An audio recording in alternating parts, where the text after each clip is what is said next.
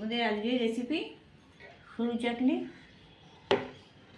এইভাবে ফুলকপি আলুর তরকারির সঙ্গে পরিবেশন করুন সরু চাটনি।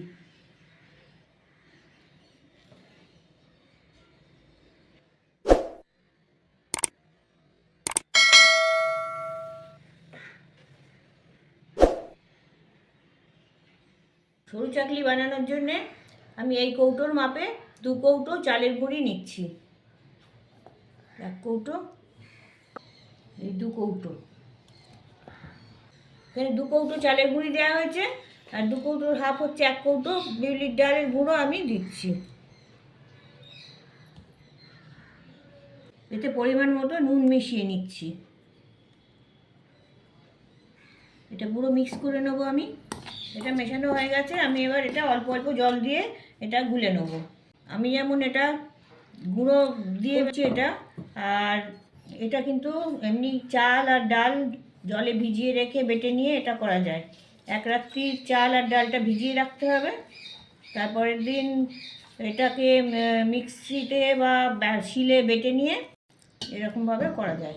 সেক্ষেত্রে এর পরিমাণটা একই রকম রাখবেন, 2:1 রেশিওতে এটা করতে হবে। এইভাবে এটা গুলে নেব।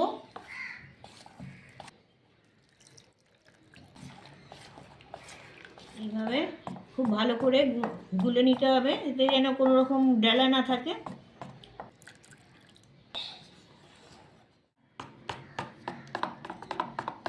এইভাবে আমি আধ ঘন্টা আরও রেখে দেবো। তারপরে যখন রান্না করব তখন প্রয়োজন মতো আবার জল মিশিয়ে নেব।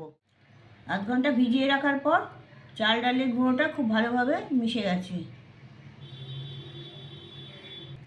এবার এর সাথে আমি কিছু মশলা দেবো। 1/4 চা চামচ লঙ্কার গুঁড়ো দিচ্ছি, 1 চা চামচ জিরের গুঁড়ো দিচ্ছি, 1.5 চা চামচ আধ ভাঙা মৌরি গুঁড়ো, আদা বাটা হাফ চা চামচ। এগুলো এর সাথে মিশিয়ে নেব।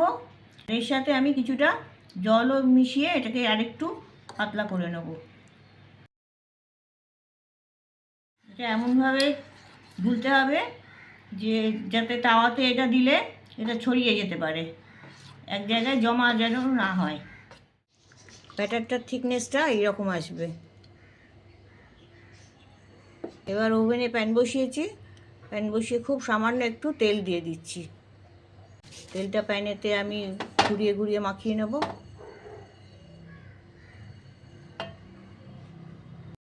যাতে সমান হয় তার জন্য আমি একটা বাটির মাপ নিয়েছি, মাপ করে আমি ঢালছি। আর প্যানটা প্রথমে আমি ভালো করে গরম করে নিয়েছি, নিয়ে ওভেনের আঁচটা আমি লো করে দিয়েছি, দিয়ে আমি এবার এটা প্যানে ঢেলে দিচ্ছি। ঢালবার সময় একটু ঘুরিয়ে ঢেলে দিতে হবে। ঢেলে প্যানটা একটু ঘুরিয়ে এটাকে চারিদিকে ছড়িয়ে নিতে হবে।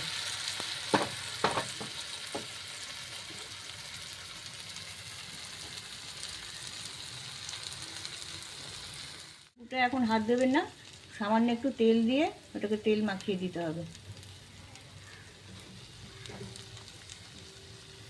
আস্তে আস্তে তেলটা মাখিয়ে দিতে হবে উপরে। এখন এটা আস্তে আস্তে হতে দিন। সাইডটা আস্তে আস্তে লাল হচ্ছে। এখন স্প্যাচুলা দিয়ে এগুলো ধারগুলো একটু আলগা করে দিতে হবে। মাঝখানটা সব শেষে ওটা তুলতে হবে, মাঝখানটা হাত দিয়ে ওটা ছেড়ে যেতে পারে। এরকমভাবে আস্তে আস্তে করে তুলে নিতে হবে যাতে মাঝখানেতে ওটা পরিষ্কার থাকে। এই হয়ে গেছে, পরিষ্কার হয়েছে। এইটা যেহেতু মশলা দেওয়া আছে সেই জন্য এটা শুধু খেতেও ভালো লাগবে। আলু ফুলকপির তরকারি দিয়েও খাওয়া যায়, আবার নতুন গুড় মানে খেজুরের গুড় সেই দিয়ে খেলে খুব ভালো লাগবে। ওভেনের ফ্লেমটা আমি বাড়িয়ে দিচ্ছি। এবার বাড়িয়ে দিয়ে আমি ওই পিঠটা একটু তাড়াতাড়ি করে ভেজে নিচ্ছি। আর যদি দরকার পড়ে একটু সাইড থেকে তেল দিয়ে নিতে পারেন। আর একটু হবে।